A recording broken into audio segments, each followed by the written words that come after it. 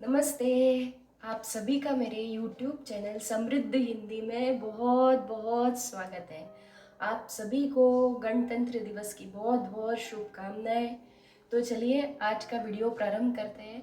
आज हम गणतंत्र दिवस इस शब्द के बारे में थोड़ी सी जानकारी एकत्रित करेंगे। गणतंत्र, अब ये गणतंत्र जो शब्द है ये दो शब्दों से मिलकर बना है, गण और तंत्र। अब गण का अर्थ क्या होता है? तो गण का अर्थ होता है समूह। समूह समूह समझते हैं ना, ग्रुप्स, समूह। तो गण का अगर हम कोई उदाहरण लेना चाहें तो जैसे मनुष्य गण है, उसके बाद में राक्षस गण है, देवगण है। इन सब का अर्थ हुआ जैसे मनुष्य गण तो मनुष्यों का समूह, ठीक है ना। अब तंत्र, तंत्र का अर्थ क्या होता है? तंत्र का अर्थ होता है डोरी, आपकी प्रणाली, सूत्र, ये सब तंत्र के अर्थ होते हैं। और दिवस, दिवस मतलब दिन, ठीक है ना। तो गणतंत्र का अर्थ क्या होता है? तो देश, एक सरल शब्दों में हम समझते हैं कि देश के जो सर्वोच्च अधिकारी का पद होता है वो वंशानुगत न होकर, अब वंशानुगत मतलब क्या? वंशानुगत मतलब जैसे पहले के ज़माने में जो राजा हुआ करते थे उनके पुत्र हुआ होते थे, पुत्र जो होते थे वो गद्दी पर बैठते थे, ठीक है ना। तो जो उस प्रक्रिया को क्या कहा जाता है? वंशानुगत प्रक्रिया, कि एक के बाद एक राजा उन्हीं के परिवार से बनता है। लेकिन जो हमारा गणतंत्र है उस प्रक्रिया के अंदर जो देश का सर्वोच्च पद होता है, जैसे हमारे यहाँ का पद कौन सा है? सर्वोच्च राष्ट्रपति पद है। तो उसका, उसके लिए जो उम्मीदवार है या उसके लिए जो उस पद के लिए प्रतिनिधित्व करने वाला व्यक्ति है उसका चुनाव जो है वो जनता द्वारा या जनता के चुने हुए प्रतिनिधियों द्वारा किया जाता है। ऐसे शासन तंत्र को गणतंत्र कहते हैं, ठीक है। भारत में भी सर्वोच्च पद जो है राष्ट्रपति का, उसका चुनाव इसी तरह से होता है, ठीक है ना। चलिए अब थोड़ा सा और गणतंत्र इस शब्द के बारे में थोड़ा सा हम और जान लेते हैं, और जान लेते हैं मतलब व्याकरण के लिहाज से, ठीक है। तो व्याकरण में गणतंत्र दिवस यह शब्द क्या है? ये संज्ञा है। कैसी संज्ञा है? तो व्यक्तिवाचक संज्ञा है। गणतंत्र दिवस एक व्यक्तिवाचक संज्ञा है, ठीक है।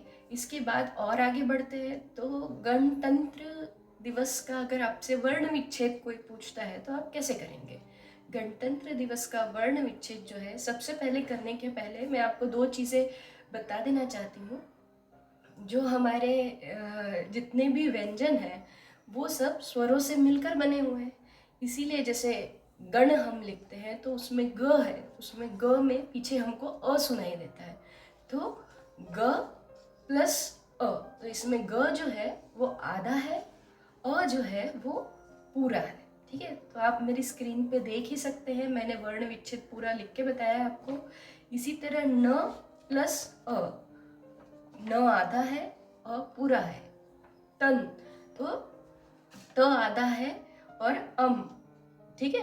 उसके बाद में लास्ट का शब्द है त्र, तो ये त्र जो है वो संयुक्त अक्षर है, ठीक है ना। संयुक्त अक्षर कैसे होते हैं? जो दोनों, जो अक्षर दोनों व्यंजनों से मिलकर बनता है उसे संयुक्त अक्षर कहते हैं, ठीक है। तो जो त्र है वो त और र ऐसे दोनों से मिलकर बना हुआ है, इसलिए उसे संयुक्त अक्षर कहते हैं। तो इसमें त्र का वर्ण विच्छेद क्या होगा?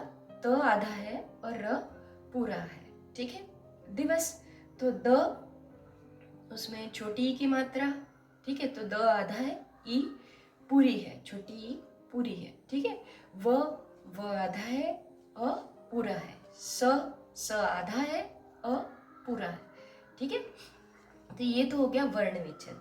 अब थोड़ा सा और आगे बढ़ते हैं, ठीक है। अब गणतंत्र का सबसे पहले तो ये पूछा जाता है कि विलोम शब्द क्या होता है?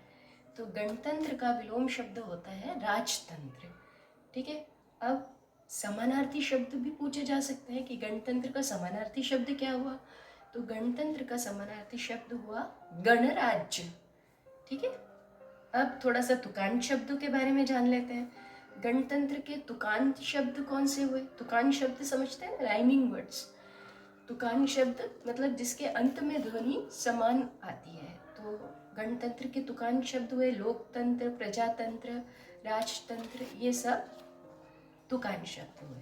ठीक है, अब थोड़ा संविधान के बारे में बात कर लेते हैं। ठीक है, तो 26 जनवरी 1950 को हमारा संविधान पूरे देश में लागू किया गया था, इसीलिए इसे हम गणतंत्र दिवस के रूप में मनाते हैं। यह आप सभी को पता ही है। ठीक है, अब मैं कुछ गणतंत्र हमारे संविधान के कुछ रोचक तथ्यों के बारे में बात करूंगी। ठीक है, सबसे बड़ा जो लिखित संविधान है वो हमारे भारत का ही है।